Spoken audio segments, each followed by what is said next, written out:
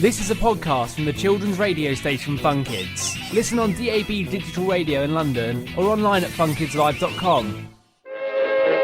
The Great War, through a London child's eye. August 3rd, 1914. It is such tremendous fun to be home from school for the summer.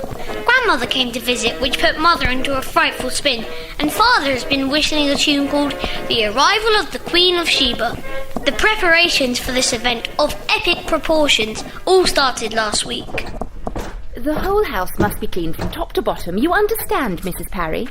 Parlour, dining room, beat the rugs and dust the pictures, please.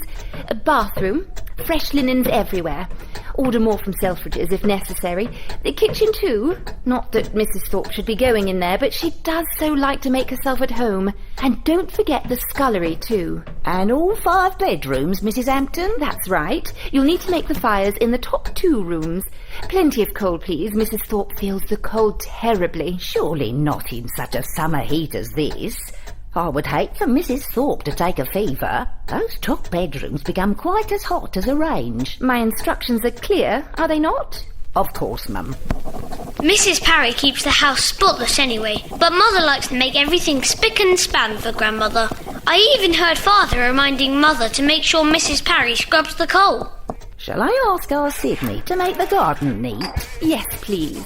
He did such a capital job before. I would be so pleased if he could do the same.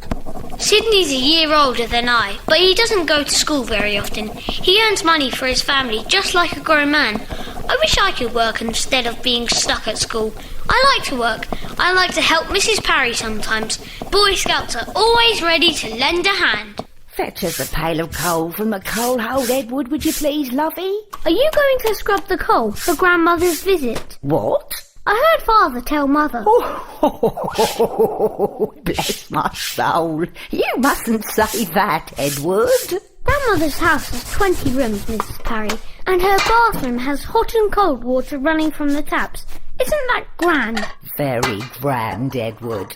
Grand job of the cleaning that'd make. Oh, she has simply masses of servants too.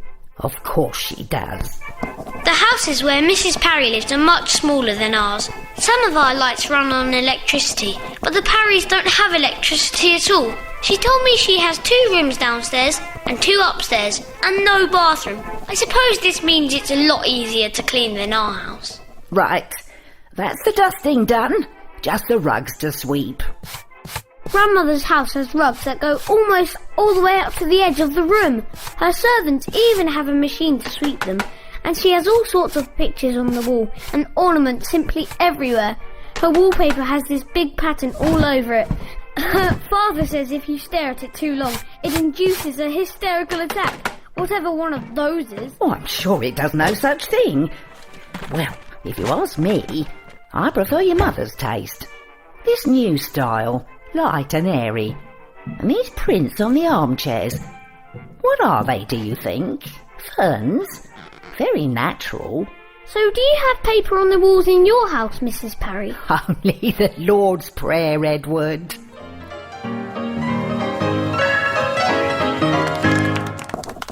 Grandmother is tremendous fun because she knows all sorts of jolly tunes to play on the piano in the parlour.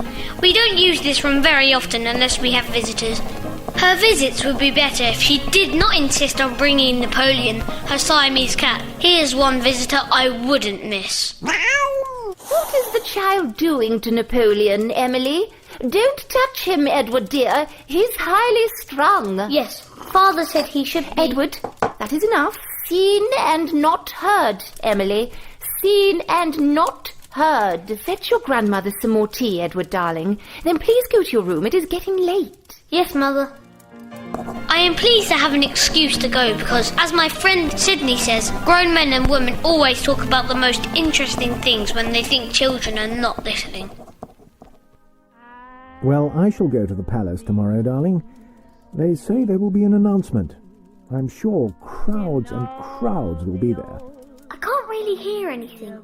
Maybe if I open the door just a crack. It has all just happened so terribly fast. such a fuss about nothing. I don't think declaring war on Germany is a fuss about nothing, Mother. Such a damn bother. It is quite hard enough to find servants as it is. The whiff of excitement of a war and poof, you try finding a gardener or a chimney sweep. And your Mrs. Parry? She has sons, I believe. Yes, Sidney and John. Nice boys. Sidney is not much older than Edward. Well, Arthur, you can forget about your cricket and fishing.